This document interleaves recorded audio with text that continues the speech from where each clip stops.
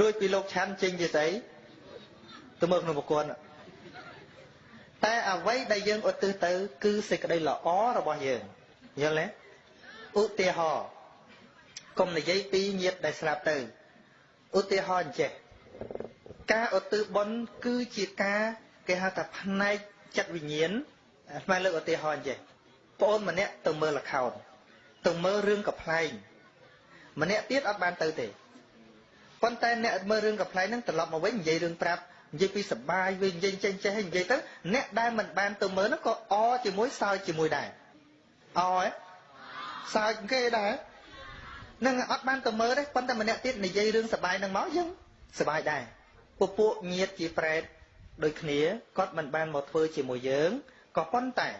នៅពេលដែលយើងបានធ្វើសេចក្តីល្អយើងចែករំលែកសេចក្តីសុខដល់គាត់ទីមួយគាត់ដឹងថាយើងនឹកពីគាត់ជាធម្មតាទេមនុស្សដែលកំពុងមានទុក្ខបើកាលណាដឹងថាញាតិនឹកគាត់រមែងបានសប្បាយចិត្តមែនឬមែនមែនឬមែនហើយបើកំពុងតែកើតទុក្ខឲ្យគេមិនគិតទៀតពិបាកអត់បាក់អត់នៅពេលដែលគាត់សប្បាយចិត្តហើយគាត់ត្រេកអរអនុមោទនាបុណ្យនឹងវាកើតនៅក្នុងចិត្តរបស់គាត់អាត្មាឧទាហរណ៍មួយទៀតការឧទ្ទិសបុណ្យដូចជាការផ្សព្វផ្សាយវិទ្យុចឹងផ្សព្វផ្សាយវិទ្យុគឺចង់ឲ្យមនុស្សគ្រប់គ្នាស្ដាប់ក៏ប៉ុន្តែដោយសារកន្លែងវានៅឆ្ងាយពីគ្នាសំឡេងផ្ទាល់របស់យើងមិនអាចទៅដល់អ្នកស្ដាប់បានទេបើអ្នកណាចង់ស្ដាប់វិទ្យុមិនមែនស្ដាប់សំឡេងពីវិទ្យុផ្ទាល់ទេគឺត្រូវបើកវិទ្យុខ្លួនឯងហើយសេរីឲ្យចំបងទៀតទៅឮមែនមែនមែនហ្នឹងហើយប៉ុន្តែបើវិទ្យុនោះអស់ភ្លើងឮទេវិទ្យុខូចអត់ឥឡូវថាវិទ្យុមានភ្លើងបងក៏ល្អសេរីចំប៉ុះបើទៅឮសួរថាឮនោះឮសំឡេងផ្ទាល់ដែលអ្នកនិយាយពីវិទ្យុទៅឬក៏ឮចេញពីមញេឮចេញពីវិទ្យុហ្នឹងឮពីវិទ្យុ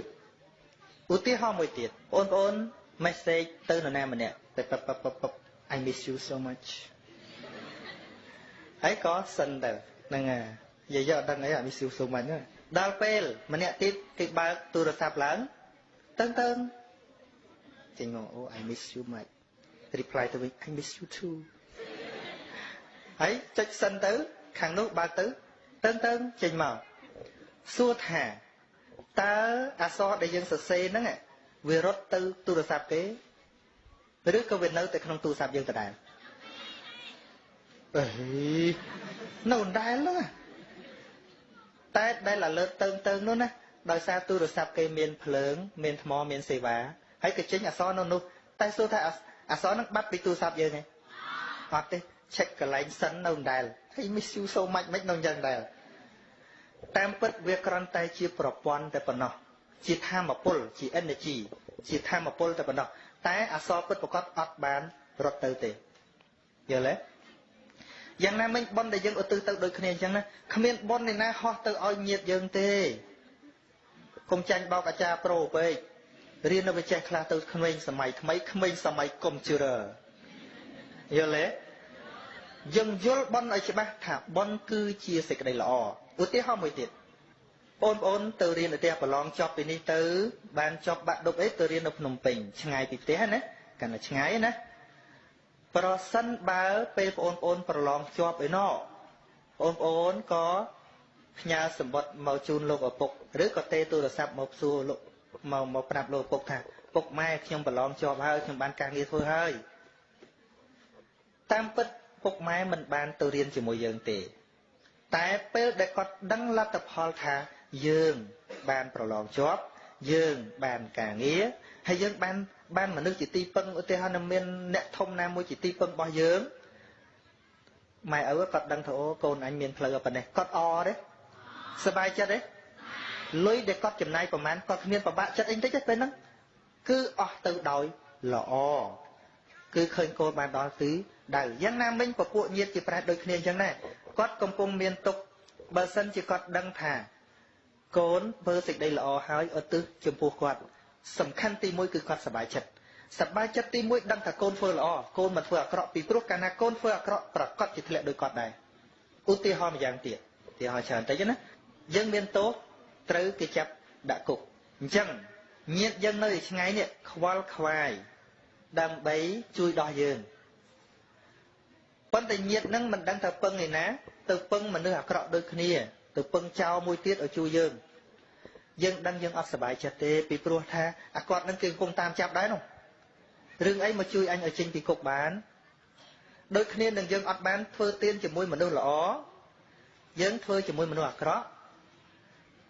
ប្រែតជាញាតិអនុមោទនាអត់បានដោយគិតថាមិនយូរឡើយអ្នកទទួលទានកូនអញមកកើតជាមួយអញដែរហើយវាអាក្រក់ដូចតែអញដែរនោះបានអីជួយអញកើតអញ្ចឹងហើយបានជាព្រះអង្គសម្ដៅទិសដៅមួយថាត្រូវធ្វើចំពោះអ្នកមានសិលពាក្យថាធ្វើចំពោះអ្នកមានសិលគឺធ្វើចំពោះមនុស្សល្អមិនបានតែថាលោកសង្ឃសិលអ្នកមានសិលទេអ្នកទ្រុសិលក៏មានដែរអញ្ចឹងអ្នកមានសិលទាំងក្រហោះទាំងព្រះសង្ឃគឺជាការសម្ដៅទៅលើមនុស្សល្អមនុស្សល្អគឺមនុស្សដែលដកខ្លួនឯងឲ្យរួចផុតអំពីអំពើបាបហ្នឹងហើយដូចគ្នានឹងយើងនៅក្នុងគុកនៅឡើយបានឮថាញាតិយើងនឹងកំពុងតែព្យាយាមជួយយើងទៅពឹង lawyer ទៅពឹងអ្នកច្បាប់ទៅពឹងអ្នកមានមុខមាត់ដើម្បីឲ្យជួយសម្រួលការងារយើងទោះបីជាយើងមិនតាន់រួចតែក្នុងចិត្តយើងមានសង្ឃឹមសប្បាយចិត្តហើយទោះបីរួចមិនរួចក៏សប្បាយចិត្តដែរដឹងថាញាតិខ្វល់ខ្វាយពីយើងយ៉ាងណាមិញកាលណាដែលយើងធ្វើបុណ្យឧទ្ទិសឲ្យសំខាន់បានមិនបានដឹងថាញាតិនឹករលឹកចំពោះគាត់ប្រមែងសប្បាយចិត្តក៏ប៉ុន្តែបើយើងធ្វើត្រូវគាត់ត្រេកអរត្រូវអនុមោទនាត្រូវបុណ្យនឹងកើតនៅក្នុងចិត្តរបស់គាត់ឯនោះទេមិនមែនបុណ្យយើងហោះទៅឡើយបានរួចក៏រួចដោយសារគាត់ជ្រះថ្លាតែប៉ុណ្ណោះ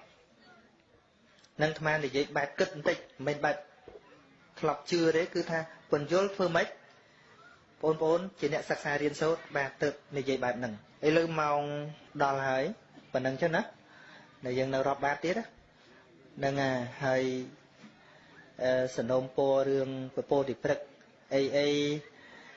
ឲ្យប្រវត្តិសម្ដែងពពោធិព្រឹកអីហ្នឹងក៏អាត្មាសរុបបន្តិចចុះរឿងព្រះបរមពោធិព្រឹកឲ្យសួរពីរឿងចេតិយមានន័យថាម៉េចតាមគ្រូកុសលបានឲ្យតំណែងមកចេតិយទាំងអស់មាន3ណាចេតិយមានពុទ្ធេសកចេតិយប៉ិនបញ្យលពាក្យចេតិយសិនចេតិយប្រែថាវត្ថុជាទីគោរពពាក្យថាចេតិយប៉ុន្តែនៅស្រុកខ្មែរយើងឲ្យតែនិយាយចេតិយគឺសម្រាប់ដាក់ខ្មោចឲ្យតែនឹកចេតិយព្រឺក្បាលខ្ញិចហ្មងមែនទេបងប្អូនទៅមើលស្រុកភូមាមើលនៅប្រទេសភូមាអាត្មាធ្លាប់ទៅតាមតំបន់គ្រប់កន្លែងទាំងអស់សិតតែមានចេតិយប៉ុន្តែចេតិយរបស់គេអត់មានចេតិយខ្មោចមនុស្សធម្មតាទេគឺគេធ្វើសម្រាប់តែព្រះពុទ្ធនិងសាវករបស់ព្រះអង្គប៉ុណ្ណោះអញ្ចឹងកន្លែងចេតិយគឺកន្លែងគេទៅគោរពបូជាកន្លែងគេដើរលេងផងនៅភូមិមាពាក្យថាដើរលេងគឺដើរទៅថ្វាយបង្គំចេតិយគឺនោះស្អាតបើមិនជឿថ្ងៃណាទៅលេងមួយអាត្មាទៅឥឡូវយន្តហោះ direct ពីសៀមរាបទៅស្រួលដែរភូមិមាកាលមុនជិះយើងចុះថៃយកលុយយើងមកសាតែចង់ជិះឡានក៏ស្រួលដែរជិះឡានទៅអស់ថោកមែនទេដើរធ្វើជន់បរទេសគេម្ដងមើលហ្នឹងហើយណោះចំណេះចេះដឹងបងប្អូនថ្ងៃក្រោយបងប្អូនត្រូវគិតចឹងពាក្យថាមិនអាចទៅរួចមានតែក្នុងវចនានុក្រមរបស់មនុស្សកំសាកតែប៉ុណ្ណោះពាក្យថាមិនអាចទៅរួចមានតែក្នុងវចនានុក្រមមនុស្សកំសាកតែប៉ុណ្ណោះក្នុងโลกនេះគ្មានអ្វីដែលទៅមិនរួចទេវាលេងតែលើយើងងាប់បាត់អាហ្នឹងទៅប្រើពាក្យថាទៅមិនរួចយល់ទេឲ្យតែមានដង្ហើមត្រូវតែមានសង្ឃឹមបងប្អូនដាក់គោលដៅឲ្យនឹងមានសេចក្តីប្រឹងប្រែងព្យាយាមកាន់តែខ្លាំងដូចអាគឺជាមនុស្សកប៉ិកប៉ុកម្នាក់ពេលអានៅរៀនគេបបួលដើរលេងមិនដែលដើរទេប៉ុន្តែតាំងចិត្តថាពេលអាដើរមិនមែនដើរចិត្តទេដើរឆ្ងាយនៅភ្នំពេញអីហ្នឹងមិត្តភក្តិគេចេញលុយឲ្យទៅលេងទឹកឈូងទៅដើរអីអាដើរលហេមហាមអញ្ចឹងចាំដើរម្ដងដើរឲ្យជិះយន្តហោះហ្មងតាំងចិត្តតាំងពីយូរមកកាលណាមានសេចក្តីតាំងចិត្តខ្ពស់អញ្ចឹងសេចក្តីព្យាយាមរបស់យើងក៏ខ្ពស់ដែរមែនឬមែនអ្នករៀនមាន3យ៉ាងមួយឆន្ទៈរៀនដោយខ្លួនឯងមួយឃើញគេរៀនក៏រៀនដែរមួយទៀតរៀនដោយគេបង្ខំណាល្អជាងណារៀនខ្លួនឯងបងអនាគតខ្ពង់ខ្ពស់ណាស់មិនដឹងថាទៅជាជំទាវមិនដឹងថាទៅជាឯកឧត្តមប្រធានាធិបតីរដ្ឋមន្ត្រីអី ចឹងបានស្មាបង្កើតពាក្យមួយថា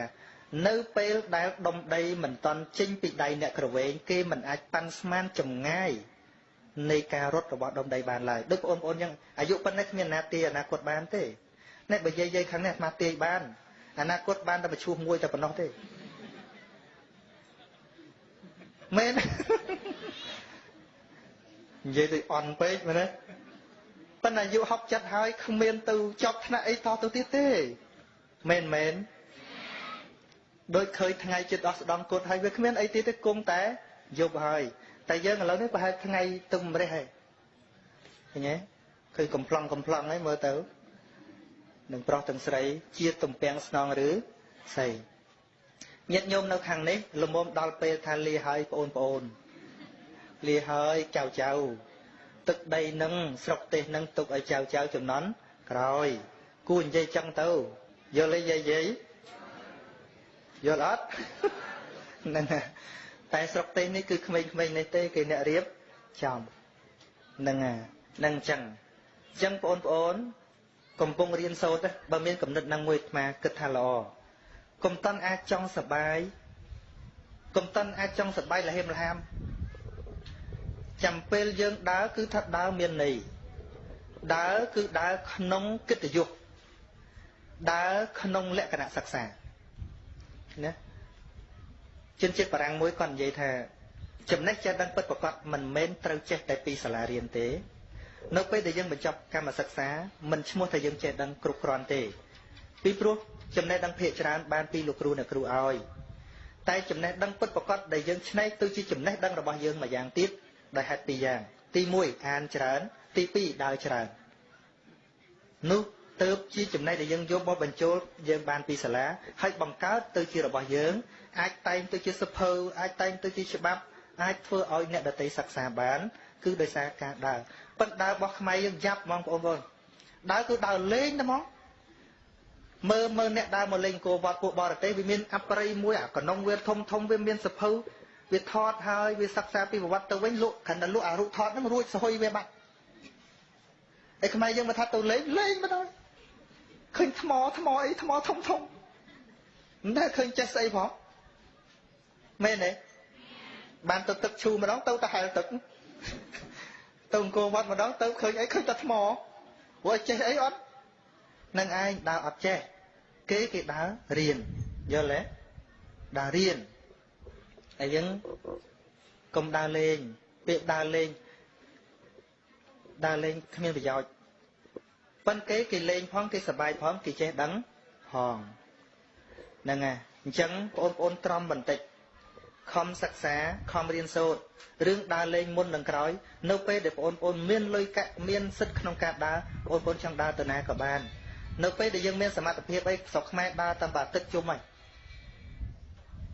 ប៉ុន្តែចង់ឥឡូវហ្នឹងបន្តិចទៅនេះបន្តិចទៅនោះខាត់រៀនខាត់សូត្រទីបំផុតនៅតែធម្មតាមិនអាចទៅជាមនុស្សអស្ចារ្យបានទេអនាគតបងប្អូននៅវែងឆ្ងាយដោយលោកគ្រូអ្នកគ្រូយើងមិនមែននិយាយថាយើងប្រមាថគាត់ទេប៉ុន្តែគាត់វ័យចាស់ជាងយើងបើយើងរៀនពីឥឡូវទៅទម្រាំតែយើងអាយុប្រហែលគាត់វាសនាយើងអាចខ្ពង់ពោះជាងគាត់ទៅទៀតប៉ុន្តែកុំមើលងាយគាត់ណាយល់ទេហ្នឹងហើយរបស់ឆៅរបស់ឆ្អិនបានពីឆៅបើមិនមានឆៅបានឆ្អិនមកពីណាយ៉ាងណាមិញមនុស្សយើងគ្មាននរណាម្នាក់មិនមានការចាប់ផ្ដើមទេកុំភ្លេចកន្លែងហ្នឹងកន្លែងធ្លាប់ផ្ដល់ចំណេះដឹងឲ្យ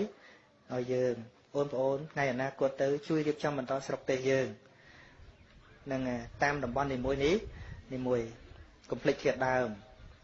អញ្ចឹងការសម្ដែងធម៌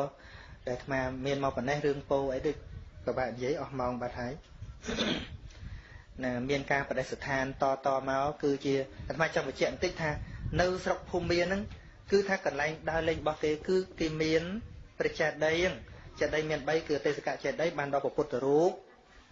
ណារូបសំណាករបស់ព្រះសម្មាសម្ពុទ្ធហៅថាឧទេសកៈចេតិយបរិភោគចេតិយគឺអ្វីដែលព្រះសម្មាសម្ពុទ្ធធ្លាប់ប្រើប្រាស់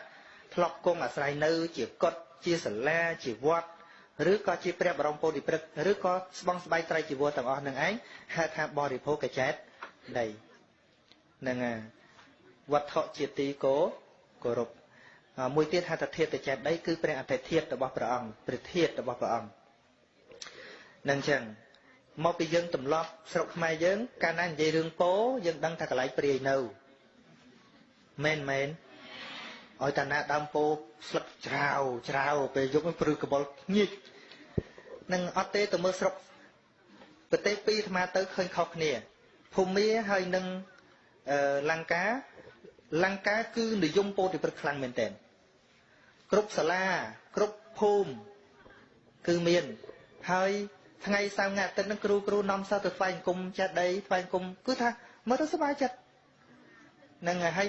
មុខវត្តអីហ្នឹងគេមានលក់ផ្ការំចង់អីហ្នឹងទៅដល់នាំហេតុទិញម៉ូតូអ្នកទៅថ្វាយអង្គមចេតិយអញ្ចឹងក្មេងៗតូចឆ្លៀកសពាក់សទៅពេល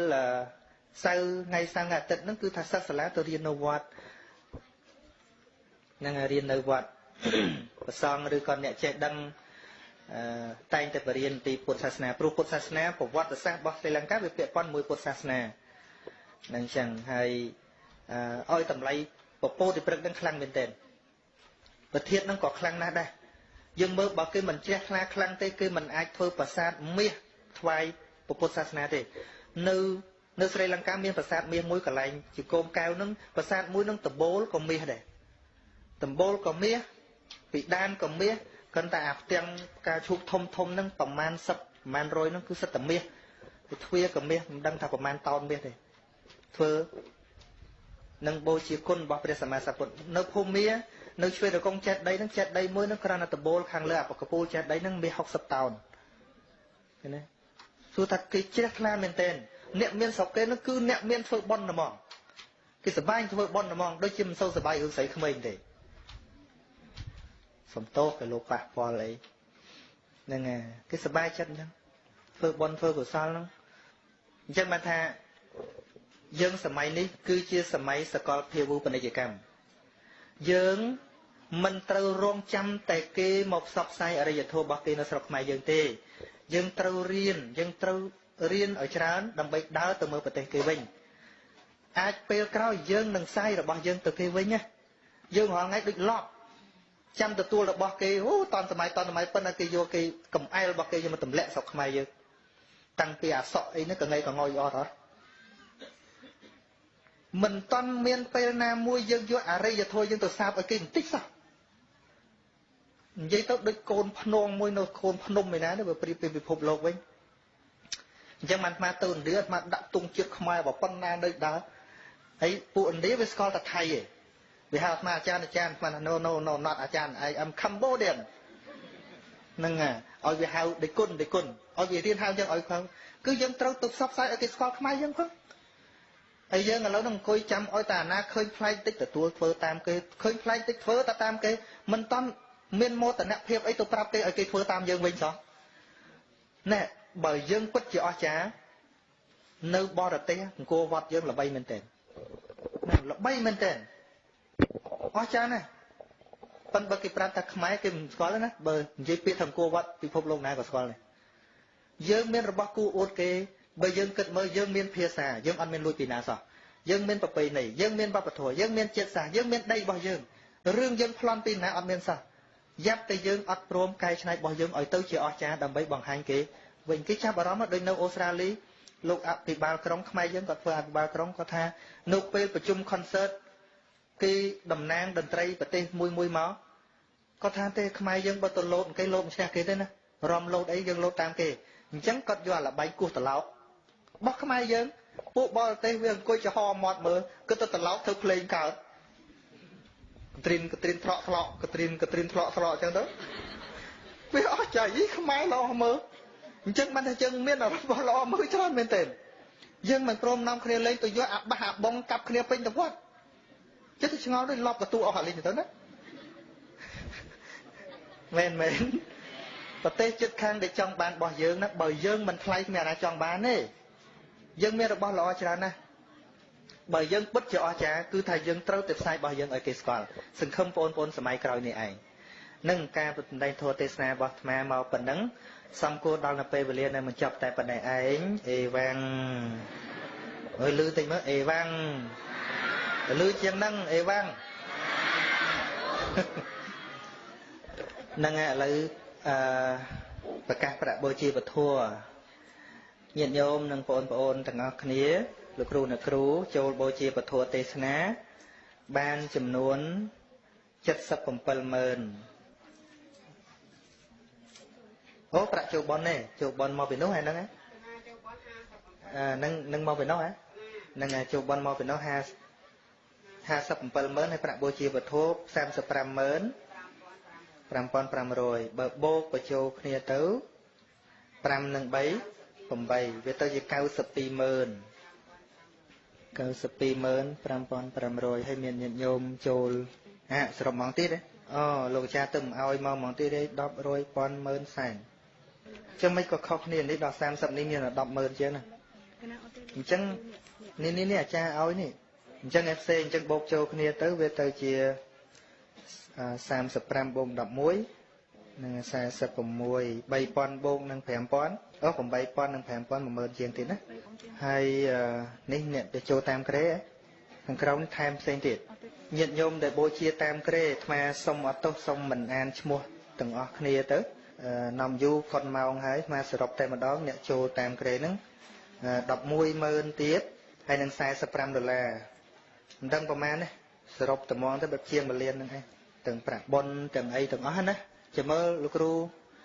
បូកប្រហែលចាំប៉ុណ្្នឹងទៅណាហ្នឹងហើយប្រហែលជាជាង1លានហ្នឹងទុកដាក់ចូលក្នុងសាលាហ្នឹងធ្វើអីត្រូវកសាង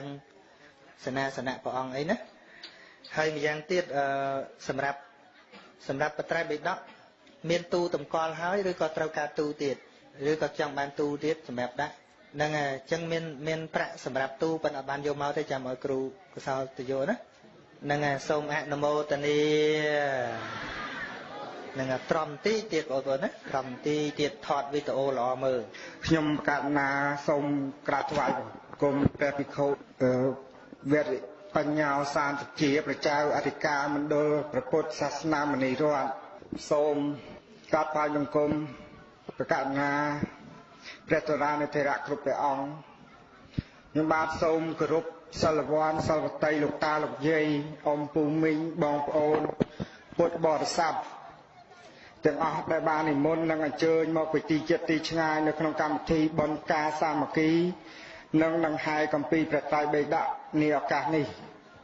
ក្នុងនាមខ្ញុំបាទជាគណៈគ្រប់គ្រងវិទ្យាល័យហ៊ុនសែនបាត់ជៀននិងជំនួសមុខឲ្យបុគ្គលិកសាស្ត្រាចារ្យសិស្សានុសិស្ស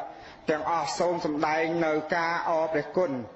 អរគុណចំពោះព្រះគ្រូព្រះដេចគុណព្រះចៅអធិការព្រះថេរានុថេរៈគ្រប់ព្រះអង្គលោកតាលោកយាយលោកអាចារ្យដូនជីព្រមទាំងបងប្អូនញាតិមិត្តពុទ្ធបរិស័ទជិតឆ្ងាយដែលបាននិមន្តនិងអញ្ជើញចូលរួមក្នុងកម្មវិធីបុណ្យនាថ្ងៃនេះដែលញ៉ាំងឲ្យកម្មវិធីនេះមានភាពអលរិកអធិកអធមជាទីបំផុតហើយក្នុងពេលនេះខ្ញុំប្រកាសណាខ្ញុំមានសេចក្តីដឹងគុណជាពលិកចំពោះព្រះភិក្ខុវៈជារៈបញ្ញោសានសុជាដែលព្រះអង្គបាននាំមកនៅគម្ពីរព្រះត្រៃបិដកមកតម្កល់ទុកក្នុងបណ្ណាល័យសាលាដើម្បីបានជាប្រយោជន៍សម្រាប់លោកគ្រូអ្នកគ្រូសិស្សានុសិស្សនិងបងប្អូនប្រជាពលរដ្ឋក្នុងសហគមន៍នេះបានសិក្សាស្រាវជ្រាវស្វែងយល់អំពីវិន័យធម៌អារបស់ព្រះពុទ្ធសាសនាដែលជាសាសនារបស់រដ្ឋយើងខ្ញុំជឿជាក់ថាតាមរយៈគម្ពីរក្បួនច្បាប់ព្រះត្រៃបិដកពិតជាវិភាគទានមួយដ៏មិនអាចខ្វះបានចំពោះការអភិវឌ្ឍនៅធនធានមនុស្សដើម្បីឆ្លើយតបនៅគោលការណ៍ព្រះពុទ្ធសាសនាផ្សារភ្ជាប់នឹងសង្គមដែលក្នុងន័យនេះគឺព្រះពុទ្ធសាសនាបានជួយជំរុញនិងកសាងលើកទឹកចិត្តឲ្យចេះរស់នៅលើសេចក្តីថ្លៃថ្នូរចេះអត់ឱនអធ្យាស្រ័យចេះគោរពច្បាប់សង្គមឧស្សាហ៍ព្យាយាមជាពលរដ្ឋថ្លៃថ្នូរឡាទាំងអស់នេះពិតជាអាចសម្រេចបានគឺថាមានការចូលរួមដោយអត់មិនបានពីសំណាក់ព្រះពុទ្ធសាសនាជាចុងក្រោយខ្ញុំប្រកាសណាខ្ញុំបាទសូមគោរពថ្វាយព្រះពរជូនចំពោះព្រះភិក្ខុវៈជារៈបញ្ញោសានជាព្រះថេរានុថេរៈគ្រប់ព្រះអង្គឲ្យជួបប្រទះនៅពុទ្ធពរទាំងឡាយ4ប្រការគឺអាយុវណ្ណៈសុខៈពលៈកំបីឃ្លៀងទៀតឡើយសូមអនុមោទនា Nệ mô tassa bhagavato arahato samma sambuddhassa. Nệ mô tassa bhagavato arahato samma sambuddhassa. Nệ mô tassa bhagavato arahato samma sambuddhassa. Buddha ratanang Hamma ratanang Sangha ratanang nè mìa mị. Sôm namaskarថ្វាយបង្គំចំពោះគុណកៅទាំង3គឺពុទ្ធរតនៈ1 ធម្មរតនៈ1និងសង្ឃរតនៈ1ដោយសេចក្តីគោរពជ្រះថ្លាសូមធ្វើនៅការរាប់អានពោះអ្នកមានអាយុគ្រប់ព្រះអង្គចម្រើនពរញាតិញោមពុទ្ធបរិស័ទសាធុសប្បុរសគ្រប់គ្នានៅក្នុងកម្មវិធីបុណ្យខួបគម្រប់100ថ្ងៃឧទ្ទិសកុសលជូនឧបាសិកាឆេងអៀងដោយសេចក្តីថាយើងខ្ញុំទាំងអស់គ្នាដែលត្រូវជាកូនប្រសានិងចៅបានស្រស់ស្រួលមូលមតិគ្នាជាឯកច្ឆន្ទដោយផ្ដើមប្រពធ្វើបុណ្យខួបគម្រប់100ថ្ងៃដើម្បីឧទ្ទិសកុសលជូនបាច់ដាក់សពព្រោះមែនតែនទៅណាយើងគិតឲ្យត្រូវជូនឧបាសិកាឆេងអៀងតែម្ដងដូចយើងបុណ្យរំលឹកព្រះសម្មាសម្ពុទ្ធវិសាខអញ្ចឹងណាវិសាខម្ដងគឺសិតតែថ្ងៃព្រះអង្គប្រសូតត្រាស់ដឹងនឹងនិព្វានគឺថារំលឹកគុណព្រះអង្គតែម្ដងមិនបាច់ដាក់សពពុទ្ធទេអញ្ចឹងមែនទេណាអានេះមកពីយើងទម្លាប់ទេអាគ្រាន់តែចង់ជួយគិតថាបើឲ្យត្រូវគឺថាសពមិនចេះអនុមោទនាទេសពគឺសំដៅទៅលើសាកសពសំដៅដល់រូបដែលនៅសល់ក្រោយពេលដែលស្លាប់នឹងឯងមិនជាខុសតោះអីទេប៉ុន្តែគ្រាន់តែយើងជួយគិតគ្នាថាតើគួរសម្រួលយ៉ាងណានេះតាមពិតមិនមែននៅលើម្ចាស់បុណ្យទេគឺនៅលើលោកអាចារ្យជាអ្នកជួយសម្រួលដើម្បីឧទ្ទិសកុសលជូនឧបាសិកាឆេងអៀងដែលបានទទួលមរណភាពកន្លងទៅនេះព្រមទាំងឧទ្ទិសកុសលជូនបុព្វការីជននេះដូចបុព្វការីជនយើងអត់ដាក់សពទេណាត្រូវឥឡូវនេះព្រោះតអ្នកស្លាប់ទៅមានសពហ៎ចឹងមែនទេនឹងស្ដាប់យល់ទេអាត្មានិយាយណាព្រមទាំងឧទ្ទិសកុសលជូនដល់បុព្វការីជនទាំងឡាយមានជីដូនជីតាមេត្តាបិតាព្រមទាំងសាច់សាលោហិតទាំង7សន្តានដែលបានចែកឋានទៅកាន់បរលោកហើយនោះនឹងគឺជាគោលបំណងនៃបុណ្យតក្ខណានុប្បទានថ្ងៃនេះ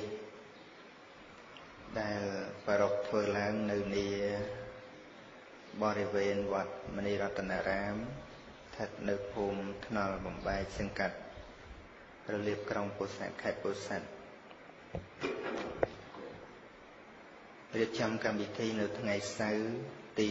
15ខែធ្នូឆ្នាំ2012ត្រូវនៅថ្ងៃពីកើតខែមករាឆ្នាំរោង